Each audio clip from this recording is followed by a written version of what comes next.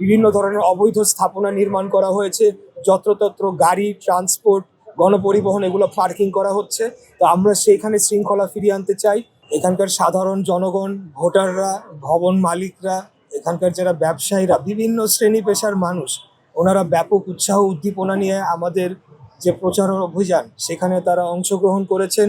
এবং বিভিন্ন বাসাবাড়ি থেকে যারা বিভিন্ন আবাস এখানকার নিবাসীরা রয়েছেন, ওনারা নিচে এসে তাদের সুখ দুঃখের কথা, ওনাদের সমস্যার কথা, এই এলাকার যে ব্যাপক সমস্যা রয়েছে সেই বিভিন্ন সমস্যার কথা আমাদের কাছে তুলে ধরেছেন।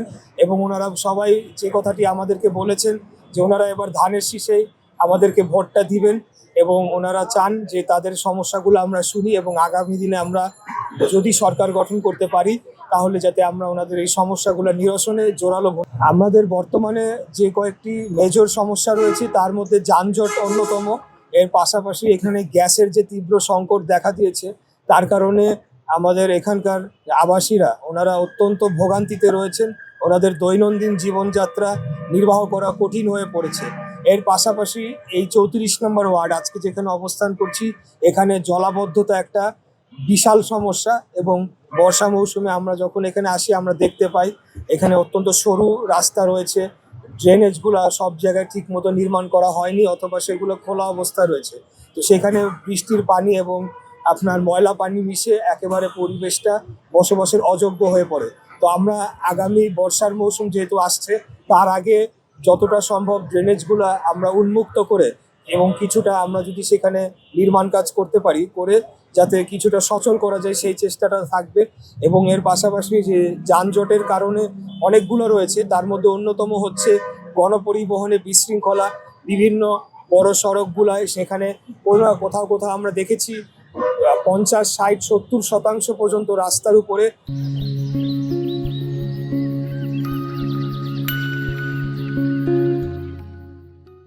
বিভিন্ন ধরনের অবৈধ স্থাপনা নির্মাণ করা হয়েছে, যত্রতত্র গাড়ি ট্রান্সপোর্ট গণপরিবহন এগুলো পার্কিং করা হচ্ছে। তো আমরা সেইখানে শৃঙ্খলা ফিরিয়ে আনতে চাই এবং বিভিন্ন যে সরু রাস্তাগুলো সেগুলো কিভাবে ওয়ান ওয়ে সিস্টেম করে ট্রাফিক ফ্লোটা আরও স্মুথ করা যায়, আরও আপনার যান চলাচলটা আরও সহজ করা যায়, সেই কাজগুলো আমরা করব, যাতে করে এই যে দীর্ঘক্ষণ ঘন্টার পর ঘন্টা জনগণ যানজটে তারা বসে থেকে তারা নাকাল হচ্ছেন, সেখান থেকে তাদেরকে কিছুটা রিলিফ দেওয়া যায়। এছাড়াও আমাদের এখানে বর্জ্য ব্যবস্থাপনা একটা বড় সমস্যা। এই বর্জ্য ব্যবস্থাপনা সঠিকভাবে না হওয়ার ফলে যেখানে সেখানে ময়লা ফেলে রাখা হচ্ছে। বিভিন্ন রেস্টুরেন্ট পাড়াগুলোয় দেখা যাচ্ছে কমার্শিয়াল ওয়েস্টগুলোও ডাম্পিং হচ্ছে রাস্তার উপরে। তো আমরা সেই ব্যাপারেও কাজ করতে চাই, যেহেতু সেটাও আবার বৃষ্টির মৌসুমে একটা সব মিলিয়ে একটা দুর্বিষহ পরিস্থিতি তৈরি হয়। তাই আমরা সেই বর্জ্য ব্যবস্থাপনাটা নিয়েও কাজ করব। এর পাশাপাশি আমাদের এখানে বিভিন্ন ধরনের দূষণ রয়েছে, শব্দ দূষণ, বায়ু দূষণ, পানি দূষণ, সব মিলিয়ে একটা পরিস্থিতি খুব ভালো নয়।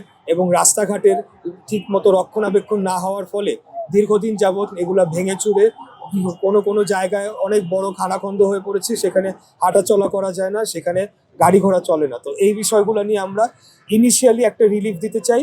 আরেকটা বড় ইম্পর্টেন্ট বিষয় হচ্ছে আমাদের আইন শৃঙ্খলা পরিস্থিতি।